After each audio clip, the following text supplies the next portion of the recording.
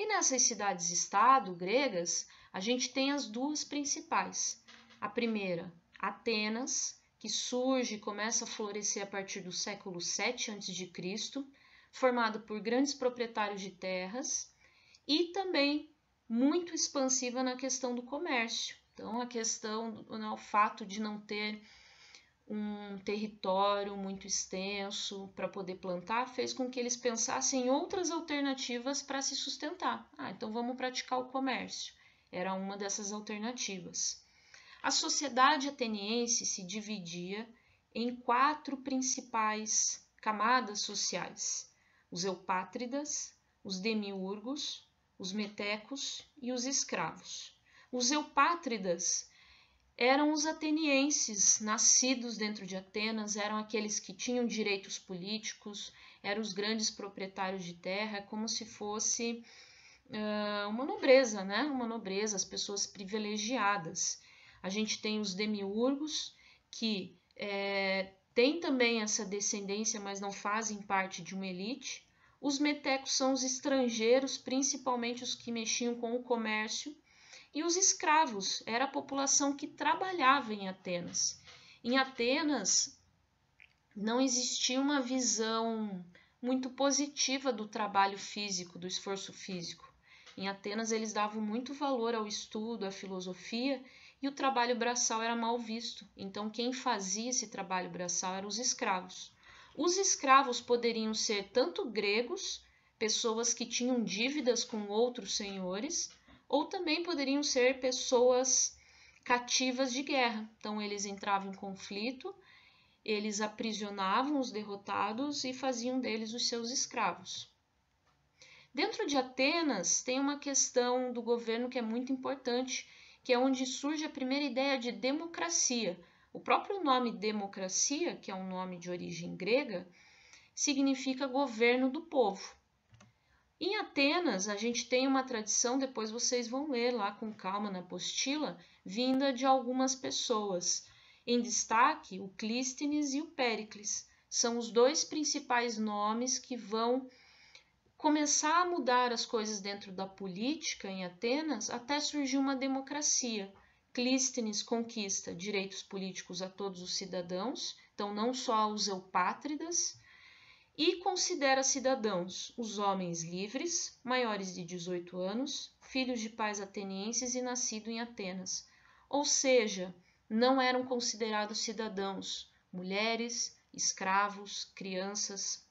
Hoje em dia, numa democracia, as pessoas que nascem num território nacional ou que são estrangeiras e conseguem tirar a sua cidadania podem ser cidadãos de um país, como por exemplo o Brasil. Então aqui esse conceito de democracia ainda é um conceito bem antigo, né? Não dava a possibilidade de todas as pessoas participarem da política. Hoje já é um pouco diferente.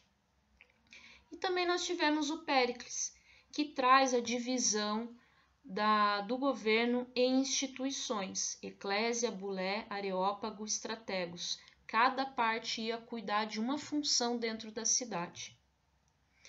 E também outra cidade muito conhecida e muito importante nessa época é Esparta, que foi conhecida como uma cidade-estado muito militar.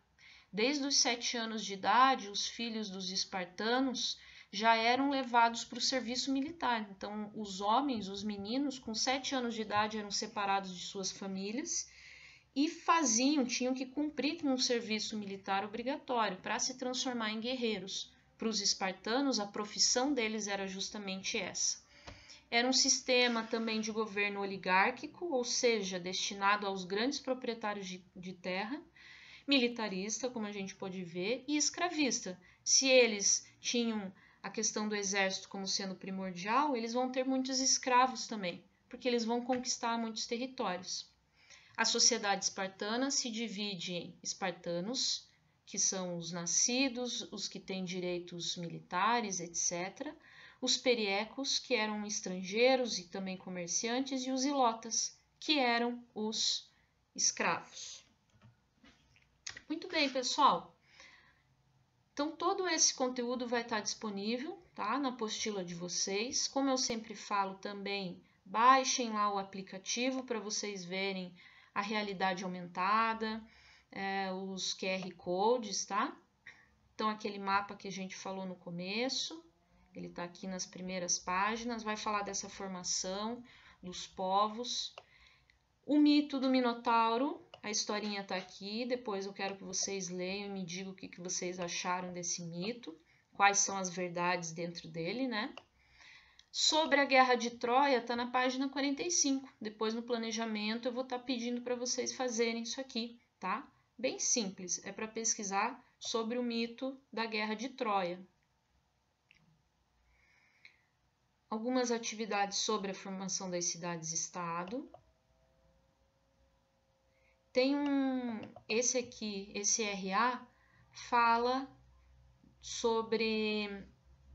Tem alguns mapas, tá? Não era bem esse que eu queria mostrar. Tem um outro aqui que tem um quiz sobre as cidades-estado, para vocês distinguirem se está falando de Esparta ou de Atenas, né? Para ver se vocês entenderam a diferença entre as duas.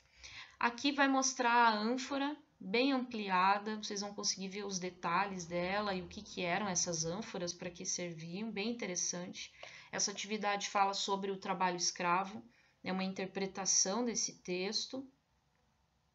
Nós temos mais detalhes da democracia, aquelas instituições que eu comentei que o Péricles criou, o que cada uma delas fazia, né? Ele começa a dividir o poder, não era só um rei que cuidava de tudo.